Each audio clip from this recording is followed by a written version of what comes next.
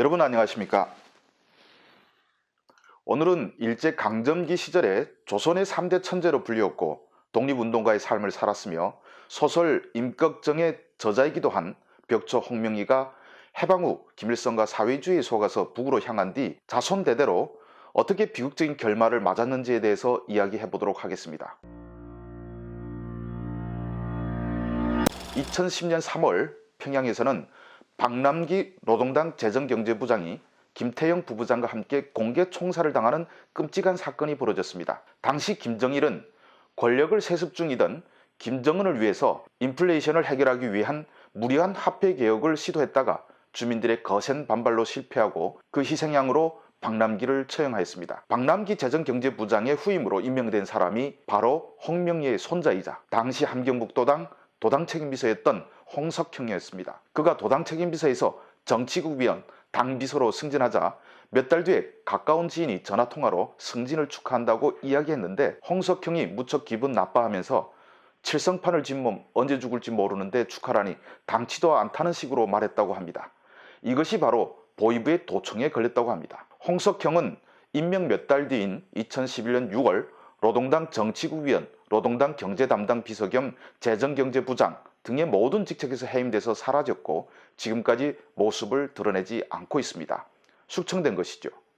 그가 죽었는지 살았는지 그의 생사는 지금까지 알려지지는 않았습니다마는 만약 죽었다면 손자의 숙청으로 홍명희 가문은 대가 끊겼을 것입니다. 오늘의 이야기는 북한 체제를 추종했던 홍명희 가문의 비참한 말로입니다. 홍석형의 조부인 홍명희는 해방 전에 독립운동을 했던 사람이기도 합니다.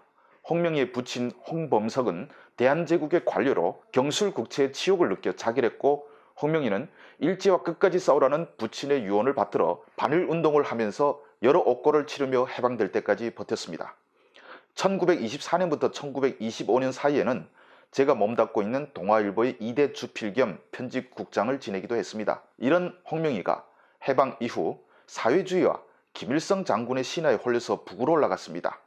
그를 기다린 것은 비극의 연속이었죠. 가장 비극적인 사건은 딸이 김일성에게 강간을 당한 뒤 목숨을 잃은 것입니다. 이 내용은 황장엽 선생과 망명한 북한 노동당 자료실 부실장 출신인 김덕홍 선생의 회고록 나는 자유주의자이다에 나오는 이야기입니다. 이 책의 내용을 조금 이야기해보자면 김덕홍 선생은 홍명희의 아들인 홍기문과 친했는데 어느 날 그의 집에 가서 술을 마시다가 홍기문이 벽에 걸려있는 사진을 보면서 눈물을 흘리는 장면을 봤다고 합니다. 그 사진은 김일성과 홍명희가 뱃놀이를 하는 사진이었죠. 홍기문이 털어놓은 이야기는 이렇습니다.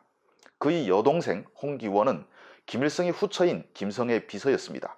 그런데 김성애가 막내 김영희를 임신하고 있던 기간에 김일성이 아내의 비서인 홍기원을 겁탈해서 임신을 시킨 것입니다. 홍기원은 아버지 얼굴에 먹칠을 했다면서 집에 돌아오지도 못하고 있다가 애를 낳던 중 죽었습니다.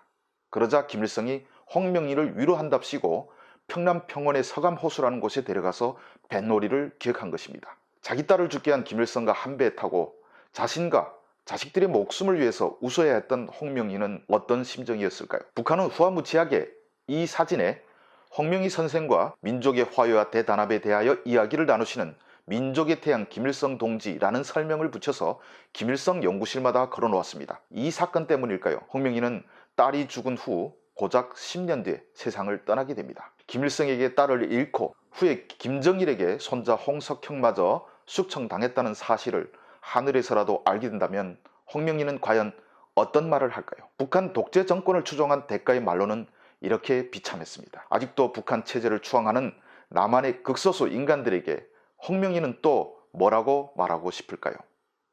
오늘 시간 여기서 마치도록 하겠습니다. 감사합니다.